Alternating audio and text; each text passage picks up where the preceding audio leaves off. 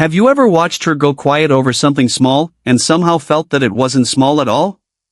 You're sitting there thinking the conversation is about a late reply, a changed plan, a tone in your voice. But the room feels heavier than that.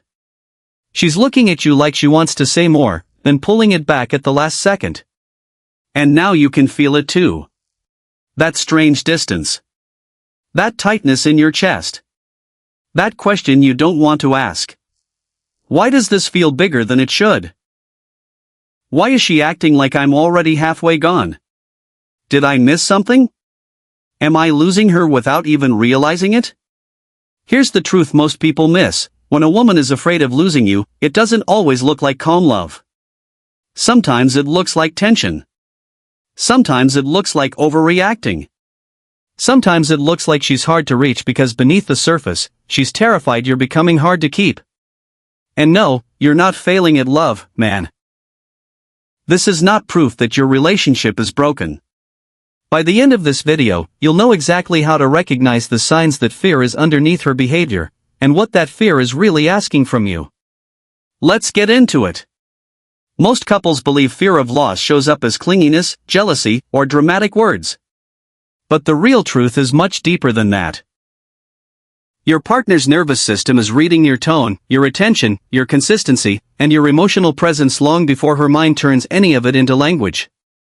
That's why when safety starts to wobble, love doesn't always disappear. It goes underground. It comes out sideways.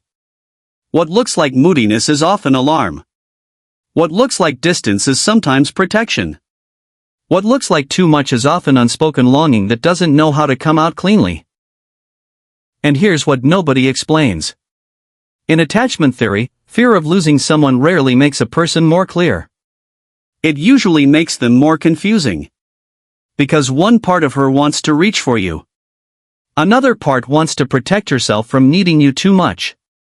So she might test, withdraw, overanalyze, or react to little things that are not little to her body. Most couples misread that and make it worse. They argue about behavior instead of understanding the wound beneath the behavior. But once you can see the pattern, you stop taking every reaction at face value. You start hearing the unspoken message beneath it. And that changes everything. 1. She reacts strongly to small shifts in your attention. Here's the part no one talks about. The first sign is not always that she needs more from you. It's that she feels even tiny changes from you immediately. Most couples treat attention like a surface issue. A late text. A distracted answer. A little less warmth. And they assume the partner reacting is just being sensitive. But most people in relationships don't realize that when someone feels deeply bonded, even subtle changes in presence can hit like a dropped signal in the nervous system. The deeper truth is this. If she's afraid of losing you, her body is scanning for distance before her mind can explain it. She feels the shorter reply. She notices when your eyes stay on your phone a second too long. She hears the flatness in "I'm fine." Not because she wants drama. Because some part of her is asking, "Are we okay? Are you still here with me?" Her brain is quietly registering, something changed. I need to know if I still matter. The disconnecting version sounds like this: "Why are you acting weird? If you don't want to talk to me, just say that." The connecting version sounds like this: "Hey, you feel a little far away tonight. I might be reading it wrong, but I just want to check in." Same fear. Different expression. One comes out as accusation. The other comes out as turning toward. And when you respond to that with steadiness instead of defensiveness, the walls between you start to come down without either of you having to force it. This is where it gets really interesting. When she starts asking where you stand, what you're feeling, or whether you're okay, most couples think she's trying to create a problem. She usually isn't. She's trying to find the ground again. Most couples wait until things are bad enough before talking about the relationship. But a woman who's afraid of losing you often starts the conversation earlier, even awkwardly, because uncertainty feels heavier to her than the risk of an uncomfortable moment. She would rather poke at the tension than pretend she doesn't feel it. Beneath the surface, this is not about needing constant reassurance. Not insecurity for attention. Not control disguised as concern. It's a bid for clarity. A bid for connection. A bid for emotional safety. Because when the bond feels unstable, the mind starts filling in blanks with fear. Is he pulling away? Did I do something? Is this how drift starts?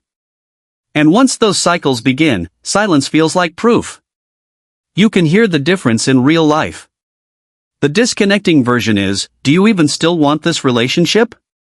The connecting version is, I've been feeling a little off between us lately, and I don't want to ignore it. One sentence comes from panic. The other comes from emotional courage. But both are trying to answer the same question, can I still reach you? That's the shift that turns a relationship from something she has to monitor into something she can actually rest inside.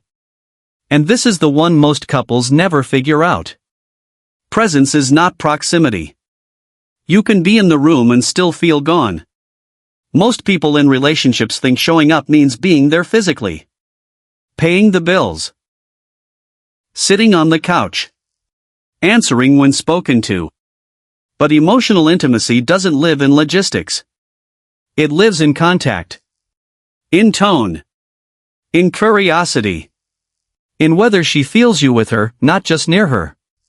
The deeper emotional truth is that when she's afraid of losing you, what hurts her most is not always conflict. It's emotional absence. That hollow feeling of talking to someone you love and sensing they're behind a wall you can't get through. Your nervous system in conflict is like a smoke detector, bro. It cannot always tell the difference between real abandonment and emotional withdrawal, so it sounds the alarm anyway. And when she feels that alarm, what moves through her is, I don't need you to be perfect. I need to know you're still reachable. The disconnecting version sounds like her saying, forget it. You never care anyway. The connecting version sounds like, I know you're tired, but I miss feeling connected to you. One pushes. One reveals. One protects pride. The other reveals longing. Not louder conversations. Not more explaining. Not one more we need to communicate better speech. But two people who feel safe enough to be emotionally available in real time. That's what changes the whole emotional climate. And when you understand that, she stops feeling like a problem to solve and starts feeling like a person asking to be met. But here's what nobody explains. Fear does not always speak plainly. Sometimes it hides inside little tests. Most couples judge these moments too quickly. She asks if you still find her attractive. She suddenly pulls back to see if you notice. She makes an offhand comment about other women noticing you. She says, it's fine, in a way that clearly means it's not fine. Most people in relationships roll their eyes at that and call it games. And yes, sometimes it is immature. But often it's something sadder and more human than that. It's fear trying not to beg. The deeper truth is that direct vulnerability feels dangerous when someone already fears loss. If she says, I'm scared you'll leave, and you dismiss it, that lands like rejection.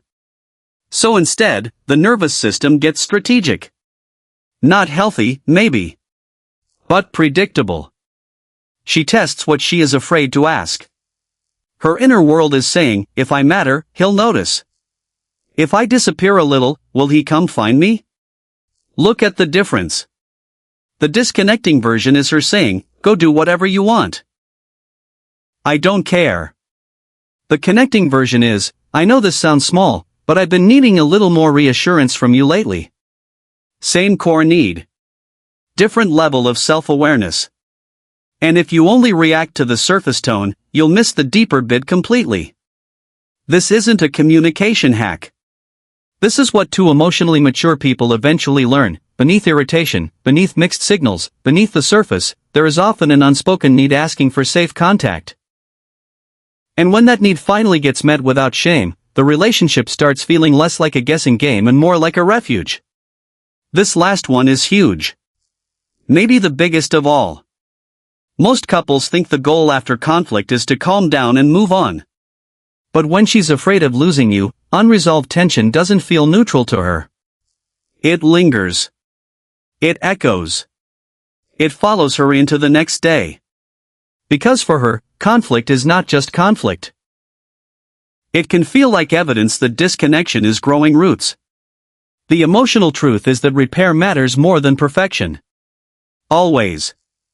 Emotional distance in a relationship isn't like a wall that appears overnight. It's more like scar tissue. It forms slowly over 100 small moments that never got repaired. So when she keeps revisiting something you thought was already over, it may not be because she loves drama. It may be because her system still hasn't received the signal that the bond is safe again. She feels the argument is over logically, but not over relationally. And inside, something is saying, we talked, but I still don't feel close to you. The disconnecting version is this, can we just drop it already? The connecting version is this, I know we talked about it, but I still feel distance between us, and I want to get back to us. That right there is the difference between ending a conversation and actually repairing a connection. Not avoiding conflict. Not performing calm. Not pretending nothing happened. But learning how to come back to each other in a way that the body can actually believe. That's what repair is. That's what emotionally available love looks like. And when you do that, the relationship stops feeling fragile and starts feeling real. So if you heard yourself in this video, don't reduce it to a checklist. This is bigger than that. These signs are not proof that she's needy or dramatic or impossible to please. They are clues. They are patterns. They are signals that someone cares deeply enough for loss to feel threatening. And when you understand that, you stop reacting to the behavior and start responding to the fear beneath it. This is what maturity looks like. You become someone who can stay present without getting defensive. Someone who can hear pain without turning it into blame. Someone who can offer safety instead of making her fight for it. And honestly, that changes more than any technique ever will. These aren't tips for keeping her. They're the beginning of becoming the kind of partner who makes love feel safe to stay inside.